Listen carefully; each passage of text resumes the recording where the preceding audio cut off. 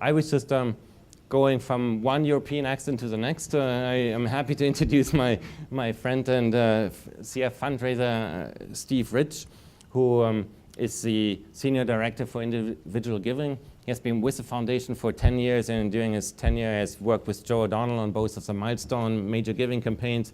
He oversees the Partners for Progress. Partners in Progress is the annual fund, and also oversees sort of the individual giving and legacy planning. Steve is originally from the UK. He lives now in New Jersey, and he was sort of pointing out that even though he's a New Jersey resident, his kids are strong supporters of the New England Patriots. They don't, and they even have a dog that's somehow named after the Patriots. I don't know if the dog's name. You didn't say the name. Grady. I was wondering if it was Gronk or something. Patriot itself didn't seem like a great name. But anyways, I want to hear Steve Rich. And Thank you. Well, thank you, everybody. Dr. Mentz has stolen my European joke that I was going to say, so I've got to go straight into my speech. Well, thank you, everybody. And echoing the speakers previously, I want to thank everybody from the National Office. I'm from the National Office. I want to thank everybody in the room here today who have got us to where we are today. And this part of the country has got a very philanthropic spirit, and we want to just thank you for all you've done for many years to get us to where we are.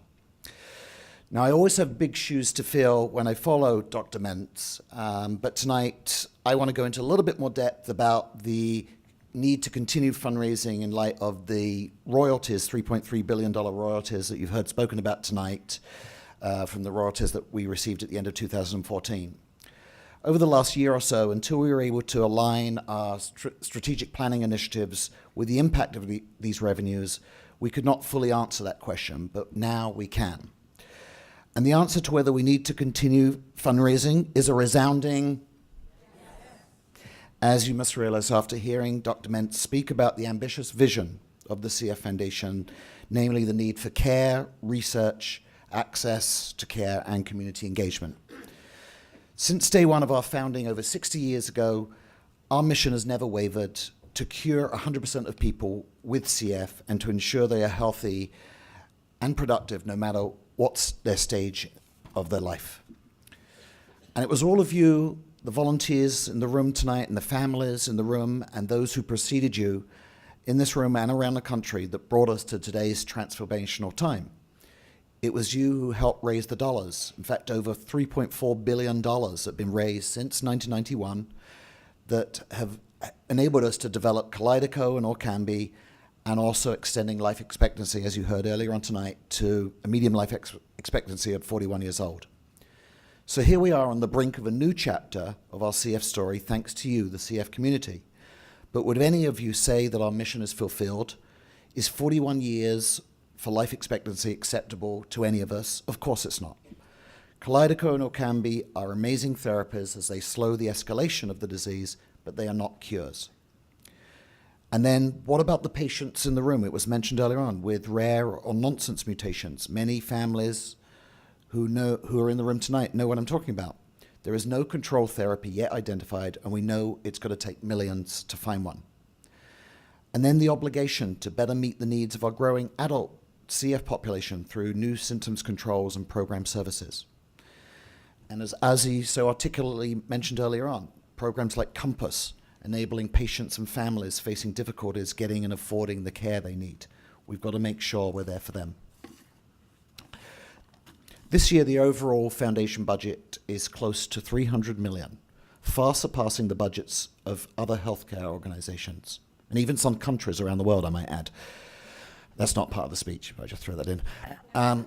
Royalties alone will not fund or sustain a budget of this size.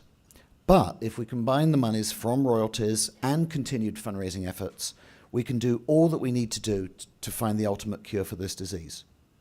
And we will need to do this for the long haul. So what does it mean to our vital stakeholders, all of us in the room tonight, parents, patients, friends, family members, volunteers, medical staff, and even the occasional British person? It means that we must continue our strong sense of community that is the envy of every other nonprofit in the nation. Staying united and laser-focused on achieving our mission are critical ingredients to our success. Certainly, we're going to be looking at new ways for volunteers to support the Foundation's work, including the rollout of a legacy giving campaign, encouraging supporters to put us in their will or estate plans that will help ensure strong revenues 10 to 20 years and 30 years down the road. And just in case you were wondering, individual giving such as major gifts and annual fund are here to stay and in fact thriving. We raised an impressive $10 million across the country in major gifts alone last year. And what that says is that our families, donors, and supporters know we are not done until a cure for all patients is found. So staying community strong will help us cross the finish line together. At this time, it is my pleasure to introduce you to someone we all know and love, and who has been closely involved in the CF Foundation fight for over 4 decades. I'm of course talking about Joe O'Donnell. Joe is an incredible advocate and champion for the Cystic Fibrosis Foundation, its community and its mission. Founder of the Joey Fund and a CF parent, Joe was not only chairman of 2 Milestones campaigns, which raised over $250 million, but in addition, as you all know, has raised millions more through his tireless efforts with the Joey Fund. Under Joe's leadership, we were able to raise the funds that helped develop Kalydeco and Orkambi, addressing the underlying cause addressing the underlying cause of CF in almost 60% of people with CF, as well as jumpstart new therapies that could ultimately prove even more powerful than Kalydeco and Orkambi that you heard mentioned by Dr. Mintz. By investing funds as quickly as possible, promising new therapies have already entered clinical trials, which have helped to prolong the lives of CF patients. So I ask you to join me in giving a hearty welcome to Joe as he comes to the stage. Well, I guess I got to come right out with it and say I feel a little awkward out here. I have a Boston accent. I feel really inadequate that I can't speak with an English or a German accent. I'm not cute, and basically, I don't know anything about science, except I respect deeply the scientific group that we have and trust them completely and have for 40 years. I said to Kathy earlier tonight as I looked around this room, and we come here every year, and I just want to, my job is to basically announce the results of milestones and to give you an overview of where we've been. So I said to Kathy tonight, our son was born in 1974, so I went to my first CF meeting, this event. We went to that event at the Marriott out in 128 in 1975. And there were 16 people in the room. Never heard of the word cystic fibrosis. We were starting, there was no central organization. There were a lot of people who cared a lot, but they were running all over the place. It was almost 5 years earlier, it was changed to cystic fibrosis from the Schwachman's disease. So we were in the dark ages. It was a black hole of despair and just hoping that somehow you'd find the lightning in a bottle. And so I want you to understand, all of you, because this is our favorite, it's the most painful event because it brings back all sorts of memories for us, and it's also glorious to see all of you. And you talk about community and keeping community going. That's what this is all about. So this is a very special group. It's our favorite night because it's real, and you folks speak with your actions, not your mouths, and you all perform everything from cake sales to hot dog safaris to billiard tournaments and whatever else we do all over the place. And that is community.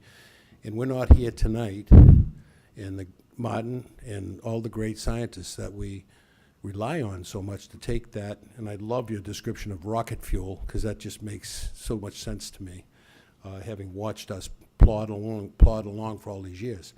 So out of that chaos, that early chaos, because there were a bunch of resilient people who just refused to take no for an answer, life expectancy then was 7 or 8. So I look at these numbers and I see 41 years, and if you look at that chart closely, like I just saw for the first time,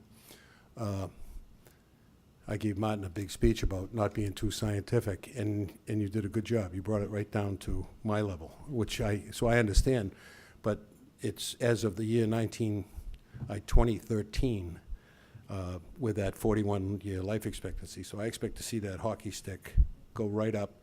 And those of you who are still in the battle, and 40% of our community is still in the battle. So I'm making a big bet, and you're all making a big bet, coming out here on a, what is tonight, Wednesday, and a great night with the sun shining and nothing else to do. I ran out of gas on the way out here. And as I was filling up, a guy rode by and hit a big puddle and splashed me all over the place. And then I went south instead of north on 128 off. I called my wife and I said, help me. I don't know where. She said, 27A. That's if you didn't say that, it'd still be like Charlie in the MTA. But so I do want to make sure that, you know, first of all, the mundane things. We have raised $250 million on milestones, all of us, milestones 1 and 2. We started milestones 2 a day after we ended milestones 1. And those of you who are involved in fundraising on any level understand that you never do that. But you know what? It was so urgent, and Bob Bell, the great Bob Bell, who we relied on so often and so much, he was, you know, almost fraudulent, because he kept lying to me, saying we only need 100, we need 200, we need 300, and that's how we got here. And so the number was $257 million on milestones 1 and 2, and that's in addition to all the money that will be raised by this group and so many groups across the country. So we raised 150, 160. Is that right, Pam? Where's Pam? 160 or 170 million dollars a year through all the activities that we do, and you know, across the country. In addition to that, we raised that other money that went right into research. And I think as I look back on those years and I see those charts and I see how much improvement there is, I know that that all means a lot, and it means a lot to all of you who are still in the battle and who get up every morning and deal with issues that no one else can comprehend unless you've been in those shoes. So this is a really special group. We're not going anywhere until this is fixed.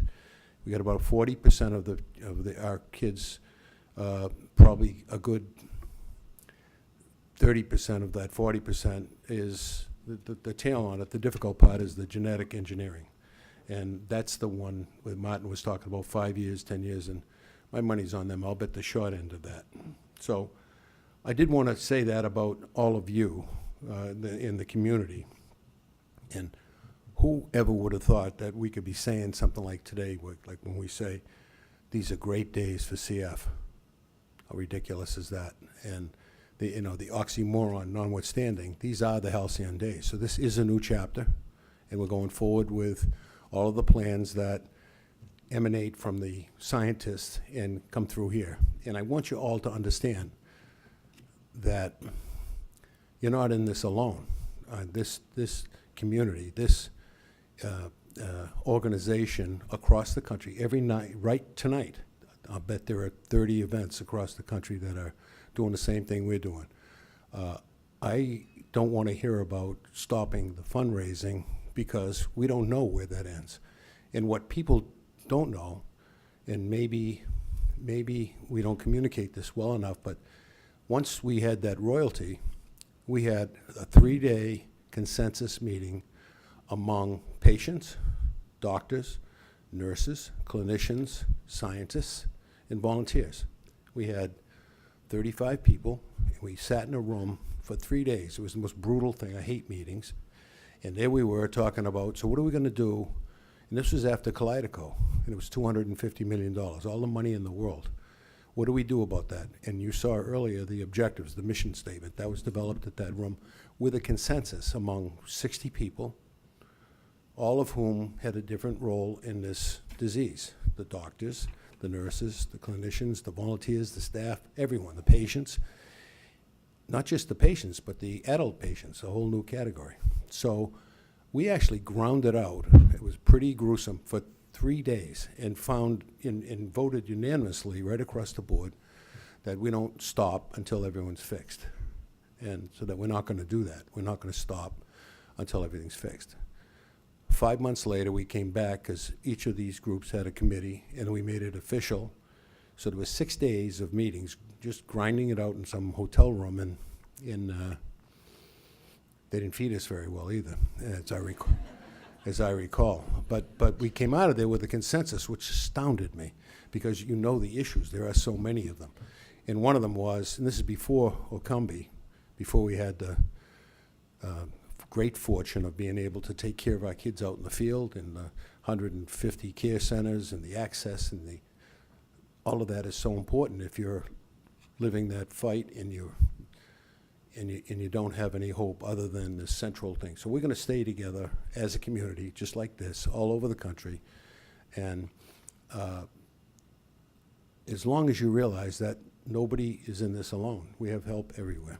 And just keep up the fight, and we're going to win. We're going to win this battle, and for sure we're going to win. We've won it with a lot of people, and I don't like to hear about is it a cure or is it not a cure? Take the 2 pills, and you're going to breathe like a racehorse. And, you know, it'd be great to have 1 injection, 1 pill, and we may get there. And that's a noble goal. But basically, I wish my son were alive to take those 2 pills a day. So I think when I look at it in a common sense kind of way, we're in a really good spot in a horrible situation where we can get so much better at these things, and we're in that spot right now where that's going to happen. So keep up the faith and keep at it. We're going to keep at it, and I just wanted to say that about you guys. That's not my speech, but that's how I feel, and I'm sure a lot of you feel the same way. So thank you.